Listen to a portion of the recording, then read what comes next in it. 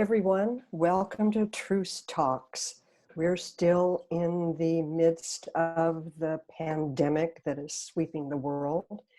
And we are fortunate today to have the Vice Mayor of the city of Tempe, Lauren Kuby, joining us to talk about things like how Tempe has turned into this hub for innovation, this sustainability sort of capital of the valley, and what's happening and where things are going. Lauren, so good to see you. Truth be told, I've known Lauren for maybe 30 years.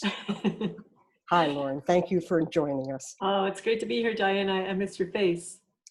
Nice to see you too. You've been active in the city council for past 5 years, and you are now vice mayor. You Yes. work for the School of Sustainability at ASU. You're a community builder. Tell us a bit about what it is about the sustainability initiative that has driven you, continues to drive you. Where are you? Well, yeah, I've been a long-time environmentalist, and I feel like I got a PhD, and I know you have advanced degrees in sustainability. I feel like I got an advanced degree in sustainability just by being at the Global Institute of Sustainability and doing community engagement and outreach. And for many years, I watched and saw that cities, it seemed like cities and businesses and sometimes even the military were leading the way in sustainability. Yet I saw my city not really taking advantage of all the expertise and opportunity that ASU, for one, brings us. I mean, ASU leads the world in solar deployment, for example. We lead the world in innovation and sustainable solutions. So I ran on that sustainability platform thinking there was so much untapped potential of the students and faculty and researchers and staff, and then we needed to bring that into the city in a more coordinated fashion. So it's been a joy to establish a sustainability commission. I did that first thing because even though the city was getting rid of commissions and said they're not necessarily reflective of the times, I said, I got one for you that's reflective of the times. And we established a citizen-driven sustainability commission, and a number of students are on that commission, in fact, and teachers and business advocates. And then from that, we established an office of sustainability. We have Dr. Braden Kay, the very first director of the Office of Sustainability. He was one of the first graduates in the PhD program in the School of Sustainability. And now he's been awarded, I think, the Gabe Zimmerman Award for Outstanding Emerging Leader in Arizona. So we've really taken sustainability efforts up a notch. I think a lot of residents and perhaps even the council thought of sustainability as about water and energy and trash and recycling. That's sort of the tip of the iceberg. When we know that sustainability is about a lot more. And fundamentally, and as the School of Sustainability sees it, it's about equity and ensuring that there's equity and resiliency built into your community. And so our efforts in sustainability haven't been just about water, waste, and energy. They've been about creating an equity and action program where we engage social justice groups to get involved in our decision making, where we have a free pre-K program that's building economic and social resiliency, where we have an equal pay program that's the best in the country. So we see sustainability as very multifaceted. And one of the things we did to really engage the staff in sustainability and understand the concept was to get all the directors, deputy directors, everyone from police to fire to public works together. We played a game with them to look at shocks to the system and what might happen and how we might have to act. And one of those shocks on one of those little cards is pandemic. Really? Yeah. I mean, it's safe to say the pandemic, we talk about a global to local and global crisis, but it's been such a fundamental reshifting of our operations, many businesses and governments have had to do. But first and foremost, we have to tackle the social and human service needs that are emerging and are already there, but have been worsened by the pandemic. And one of the programs you got active in was the one that Newtown put forward, the Microhome community, because homelessness is a huge problem. We see it on Mill, we see it throughout the world, frankly. It's not unique to any location. But I really love the efforts that the city has taken and the programs you've started, like the showers, establishing a program a few years ago for showers Yeah. for homeless people. My gosh, Mobile those are showers. wonderful, wonderful programs. It makes me very proud to live in Tempe and proud of you. You've really driven a Thank lot you. of these things forward. Well, the Tempe microstates really has my heart. And, you know, I was I knew elected it did. or served for 5 years and it's still not built, like the shovels in the ground kind of situation now. But that was actually an ASU student idea. And it was students from the engineering program, engineering projects and community service ethics. And they came to us with this idea. They looked at this cul-de-sac that was sort of tucked away in Tempe near a railroad track and very close to university. They said, can't we do something with this land other than just, you know, standard houses or apartment complex? And they designed, and essentially their design is what we went with. I mean, of course, it was elaborated upon, and there were a lot of permutations. Some good ones, like they're going to be completely energy free. They're going to carbon neutral. They'll be solarized and so energy efficient. That's exciting. But there's 13 units, and then there's a community house that everyone can use. It's in that a larger community too by reserving it. And this Agriscape landscaping, so there's a potential for a farmer's market. And we really saw it as an opportunity not just to build some affordable housing, but to build a community.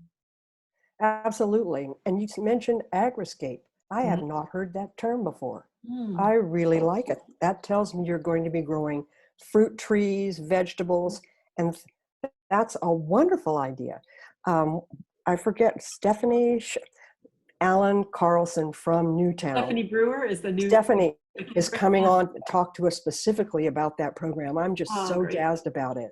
I'm so thrilled with the work they've done as well. And I know you've been a major supporter there. Yeah, we're real. And Newtown is the only community land trust in Maricopa County. I think there's 2 in Arizona. Right. So we're really proud to have them there. And their model of permanent affordability is what we need to look at. And I've heard some friends, you know, some of my friends who say, well, wait a second, if you buy this house, you should be able to flip it over and make all the profit. Newtown keeps Oh, profit. But the idea is permanent affordability. So right. buying these houses will have much less money to put down, and there'll be a forgivable down payment. And in return, they're going to get some appreciation when they turn it over, but they won't get full appreciation, but it's meant to be permanently affordable. That's And they can do whatever they want to with their landscaping. They right. can add pools and all of these things. It's a marvelous program. Mm-hmm. Thanks for your support, as always. Well, we hope it's going to be a model for infill, like urban infill, because there's a lot of cul-de-sac properties that are deteriorating in different sections of Tempe. And if we could take advantage of that cul-de-sac and build more community and build gardens within those cul-de-sacs, sort of readapt the cul-de-sac for the modern day. It's about time some of these things took hold. I know in Los Angeles, the mayor is encouraging people to build microhomes, tiny houses they call them, in their backyards for people. I mean, it makes so much sense. Generate a little revenue and get people off the street. That's such a huge issue. And the microstates, they're tiny homes, I guess, are 400 square feet or less, 600 square feet. So they're palatial by comparison, but Tempe also changed its laws about accessory dwelling units, ADUs. Accessory dwelling units. Much easier in areas that already have them to put them in. They're relieved of fees, they're relieved of a lot of requirements. And then guest quarters, we actually, our guest houses, we changed that law throughout the city. It used to be, had to have 15,000 square feet to have a guest house. Now we say 8,000 square feet, which is a substantial change. Guest houses are a little different than you can't rent them out. It can go to a family member. You can have a family member live there, but you can't rent them. But that's also encouraging more alternative living accommodations. How big a problem, speaking of guest houses, how big a problem was Airbnb starting to generate in the city of Tempe? A big problem. I mean, I actually think it's an existential threat to some of our neighborhoods. It's taking away our right as a city to zone and keep businesses out of neighborhoods. And while some might argue that the model of an elderly couple renting out a room to a student should helps to relieve housing stress, that could be true. But what we're seeing is people that are investing, they're buying houses just to use for B&B. So we have people coming in and out of neighborhoods with no care or thought to the neighborhood. And I don't think it's good that the Senate passed this bill, SB 1315. We're trying to amend it. We did amend it somewhat last year. We got the right to get emergency contact information for the Mhm. and be able to kind of collect the data. But there has been work in the legislature, probably stopped because of COVID. I don't think they're considering much legislation now, but we want to give some measure of local control back to the cities so we can enact sensible laws so we don't have Airbnbs taking over our affordable housing stock. And that's contributing, of course, to the homeless situation. Certainly Mhm. in San Francisco, there are Mhm. people who are constructing apartment buildings and they're all Airbnb. That's changing. Yeah. I read in this morning's paper that there are 483 fully furnished units for sale in the town. You know, I think Yeah, that model's over for a while. I really do. I do. Yeah. You can't have a 3-day visit and have to do that heavy duty disinfecting, cleaning, and turning it over for 3 days. You're not making any money. So Yeah. I'm glad Very to true. see that being reevaluated. Mhm. One of the things that I remember that you did that I was most proud of, you spearheaded the Eliminate Plastic Bags in Tempe, turned around, had that overturned, and you sued the state. What was the outcome of all that? You're getting my heart here. I know, I know. So sad. Yeah, I was What? really like looking into this issue. I started a work group and the legislature got wind of it and they decided to ban plastic bag bans. And they also banned any regulation of styrofoam, for example. I mean, just nonsensical. And the plan that I was designing was one that was so business friendly that a business could charge a minimum of 10 cents for a bag, for a paper bag. And obviously reusable bags can be sold at point of sale. And so there was a lot of benefits to the business that would accrue.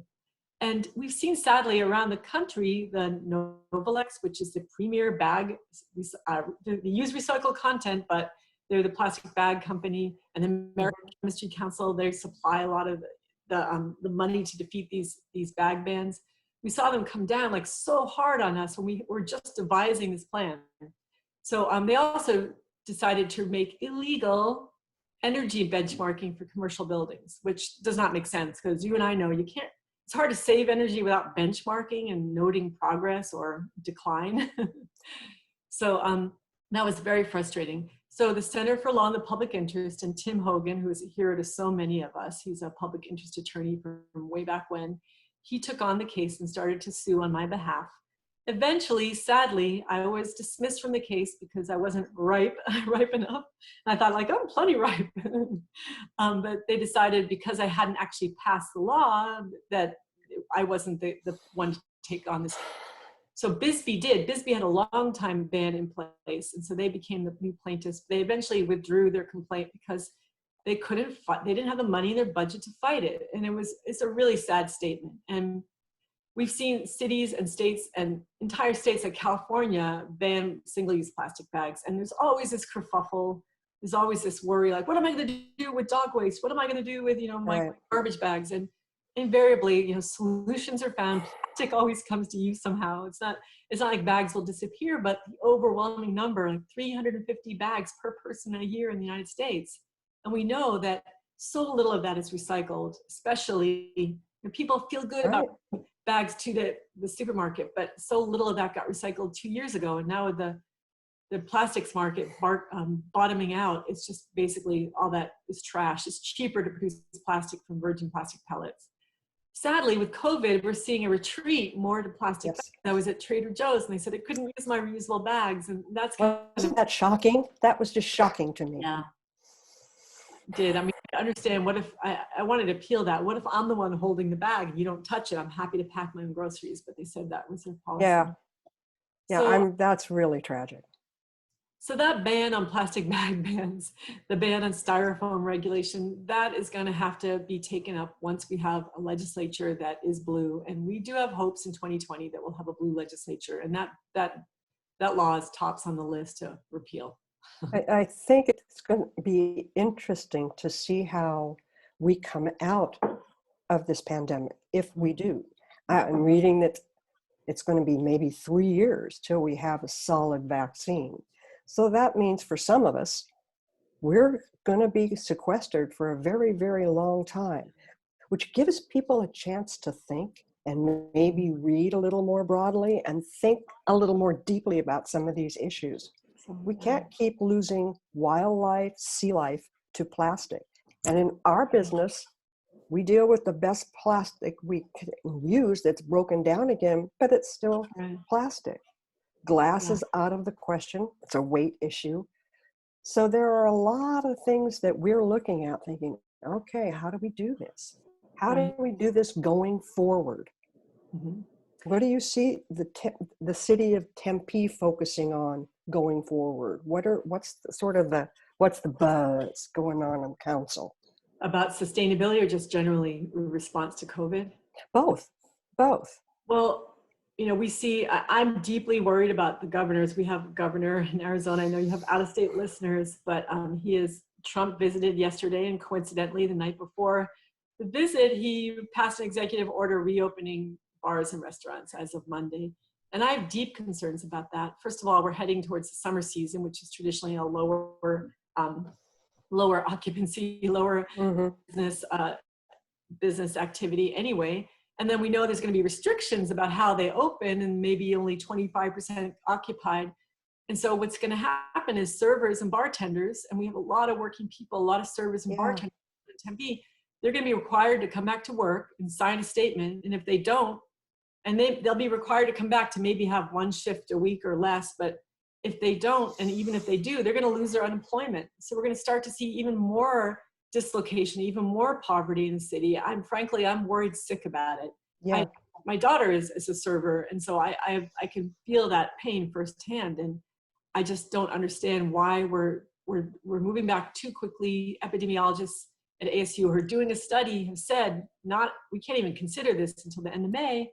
And wouldn't you know, the Arizona Department of Health Services ended the study essentially because they're denying them any kind of aid or data.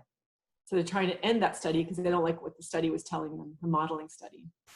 So Tempe, we have obviously human services, social services are at the forefront of our thinking and our concerns. And I especially am concerned about the undocumented people that are unwilling to leave their houses to come get aid, to get a food box. So that the schools are handing out 80,000 meals, some incredible number of meals that have been handed out.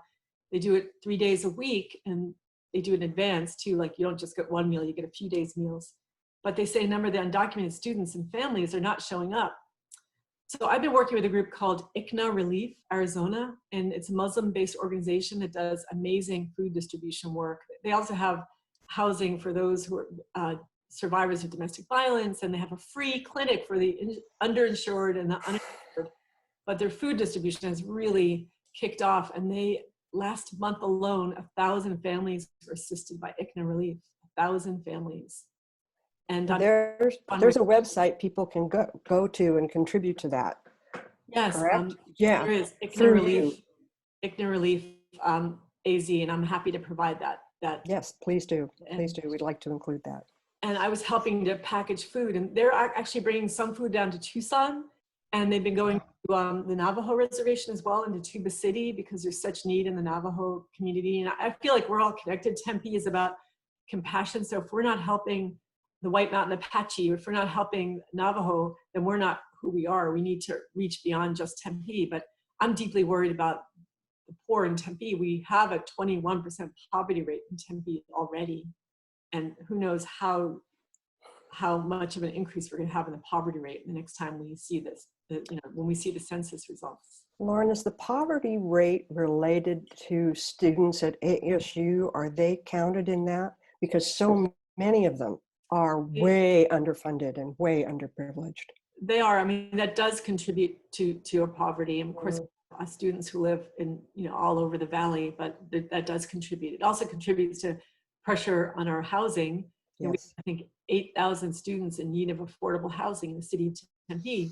And oftentimes you hear developers say, oh, this isn't market rate housing, or this isn't workforce housing we're talking about. This is student housing. That's distinct. But there are students there who are in need of affordable housing. You think of graduate students or students that are families, and they're classified as students in ASU's mind, but really they're residents who need affordable housing. So we need ASU to be part of the solution and help us build more affordable and workforce housing units. Well, I think that the housing issue is universal. I mean, I think of the slums in India, the slums in Brazil.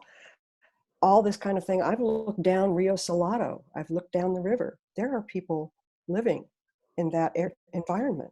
Yeah. And it's like the human spirit is marvelously indomitable, but this is really, really tough with a pandemic going on to see these kinds of marginal places. We actually had somebody sleeping in our front yard underneath a rose bush for, a week or so. It's like, wow, Mm-hmm.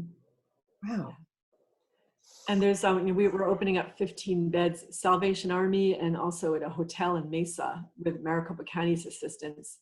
And those are going to be accommodations that are for those who have COVID or are in quarantine because they were in contact with someone. But we're very mindful that congregate living situations like nursing homes and homeless shelters aren't necessarily the best place for some of our street neighbors to be right now.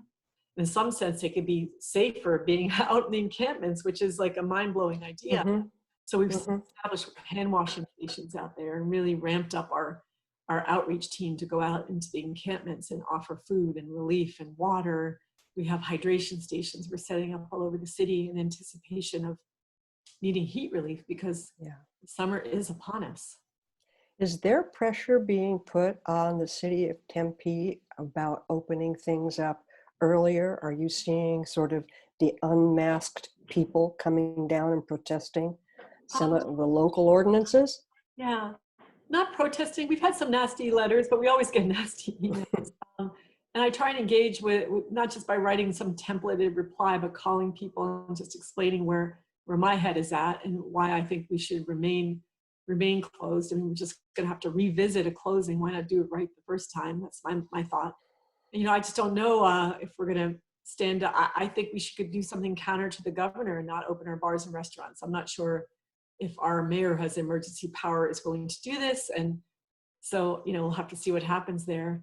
But this is going to be a continual issue. And I know that, my daughter's best friend was a nurse and she went down to the Capitol and was a counter protester. And he had people practically spitting in her face, shouting in her face. And she didn't say a word. She said tears were coming down her cheeks, but she didn't say a word the entire time. She just stood there silently. And that broke my heart, just seeing the people out there, people bringing their children down in that situation. I just don't understand. I think the thing that scares me most is that they're bringing their guns down. Yes.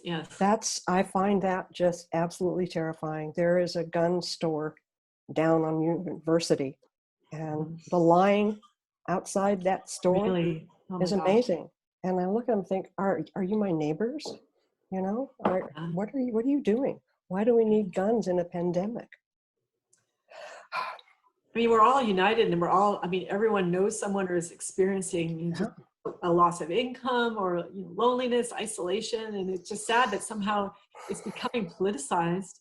Yep. Like if you're a Democrat, you think this, and if you're a Republican, you think this, and this is about public health and about epidemiology. And we know, not to get wonky, but we know from studies, empirical studies, that if you have a physical distancing, social distancing, you will not just flatten the curve, it's better for the economy in the long run. And we have the sharp economic pains. We know we have to find as much relief as we can. As a city leader, I'm advocating that the U.S. Congress fund cities and towns. They have not funded cities and towns that have populations below 500,000, and that's just ridiculous. And I think there's a movement, and Republican congressmen and congresswomen represent towns and cities under 500,000. So I think we're going to see some movement that way. But we need relief as a city because we're on the front lines of providing access to health and resources and food. The trickle down is incredibly slow and incredibly meager at this point. And that really has to change because we truly are. We're all living in the same space. Mm-hmm. And I don't understand a lot of the things that are happening in light of this virus. We're going to have Dr. Jacobs from ASU. He is a virologist. He's going to come on and talk to us. He lives 2 doors down. It makes it easy to say, hey, Jake, come on. We want to talk to a virologist. But this whole thing is so unprecedented in most of our lifetimes. Yes. To see this happening and to see some of the vitriol coming forward. the misunderstanding of science. I have a real problem with that. The disavowal and the totally misunderstanding of science and the role in this. I mean, Tempe is a science-based community in a lot of ways. And I see this and it's like, oh my goodness gracious. We've had the counsel of NIH epidemiologist who lives in I won't mention his name, but he lives in Tempe, and it's been really helpful in trying to, early outreach to the senior citizen centers and senior centers. That's been really crucial in my mind. Yeah, I mean, I try and look at some of the positives, and I think, oh, the air is cleaner and there's less traffic. Yeah. It's only just sort of a salve to make you feel better. But I do think that there's no going back. And when we do go back, we're going to fundamentally be so different that the telecommuting will be much more of a norm and accepted, which could be, which is definitely a good thing. That will be more connected as a community. That will know that you can't help but think, I, as an individual, support all these businesses. I could write a list now of all the different businesses or independent contractors that depend on me for income. If they depend on me, it's not me as an individual, but all total, they're dependent on us. And so when I think about all the people that I'm connected to, it makes me more aware of local economies and how important it is to support local economies. Absolutely. Box stores. And Local First Arizona just has designated the city of Tempe as an outstanding green business. That's tremendous. That's great. I was reading about that.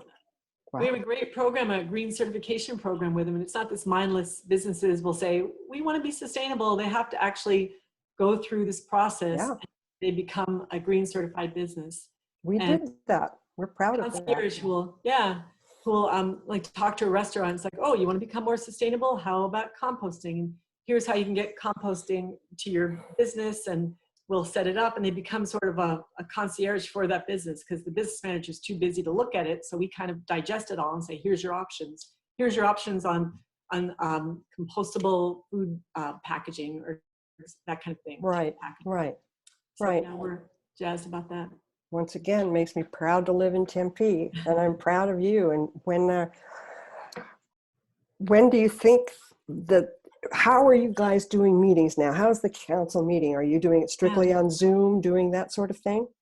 Yeah, we have another platform, but I think WebEx. WebEx. Meetings, and we're having a meeting on Thursday. And we have, at first we could only take commentary if people submitted a letter, and then we'd read it out loud.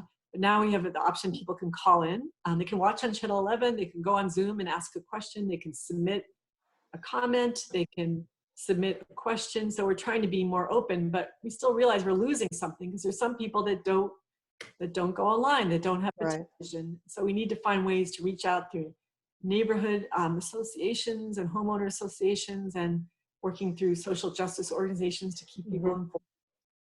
I'm concerned about that. We did this whole public engagement about our budget, and that was in January. And things have changed so much that we need to do it all over again and really explain to people what's going to be happening or not happening with our budget. We need to do it in so many different ways, not just through social media or through TV or through the internet. We have to get out into the neighborhoods and explain to people what's going on. And that's the challenge. How do you go forward? How do you reach the people that need to be reached? How do you do what it's becoming obvious needs to be done that it wasn't necessarily obvious before? Anyway, I have great faith in your ability to do that. And in sort of winding us up here, there are a couple of questions that we sort of like to end with. Great. Number one, what are you reading right now? What book is on your nightstand? What are you reading? I'm reading the series. I'll show you. Oh. Yeah, show me. Elena Ferranti. Oh, yes. The Napolitan, the Naples trilogy. And this is a Mother's Day gift, so I haven't started reading it. And I saw the HBO series. I've been watching it. I love it so much. So it's my guilty pleasure on Saturday, and I just intend to engulf myself in these books. And I just love her work. So I love her work so much. I listen to them on audio. I do a lot of audio books, and I haven't watched the video yet, but you loved it? It's unbelievable. Okay. The development, the cinematography, the costuming, you feel like you're back in, well, now it's like 1960s Naples, but before it was in the 50s. And I just love drama, historical drama that takes you to a different time and place. And particularly now, I don't know about you, but I like to sort of escape No kidding. life. And I watch a lot of news day in, day out, but I like to watch historical dramas and get myself out of my mind. Well, you have a bachelor's degree in history and you have a master's degree in public history. So history is your thing. Yes. Uh-huh. Yeah. Okay. So if you could have lunch, dinner with anyone, living or dead, real or fictional, who'd you like to sit down and have a meal with? Oh, real or fictional, that threw me for a loop, because real Yeah. popped right into my mind was Lin-Manuel Miranda. Really? Okay. He could be Yeah. so much fun. I want to laugh. But he's so clever and so warm and nurturing and connected, and just to me, he's like the best human being in the world right now. That's lovely. Yeah. That's lovely. Uh-huh. All right. We're gonna sign off now, but gosh, thank you so much, Lauren. I am so pleased to have you on City Council. I'm pleased to know you're there because I know what your passions are. I know what your goals are, and I'm so pleased. So very Well, thanks pleased. for being part of such a great neighborhood too, the Maple Ash neighborhood. I know a lot of neighborhoods in Tempe are organizing themselves to be able to identify seniors that need assistance, and, Right. and they're knocking on doors, staying 6 feet away, and just like, is everything okay in there? Or do you need any help, any groceries? So there's so much happening in the grassroots up, and that's so fortifying. We're all in this together and we'll all get through it, but it's going to be an interesting world that we step off into. Thank you, Lauren Kuby. Thank you, everyone who's Thank you, listening. Diann. We'll be back again talking to interesting people from Arizona, from around the world. And remember, Truce is talking. We know you're listening. Please take care of yourselves. Wash your hands. Warm hugs. Warm hugs, warm virtual hugs. Distance Bye. hugs. Distance hugs. Take care.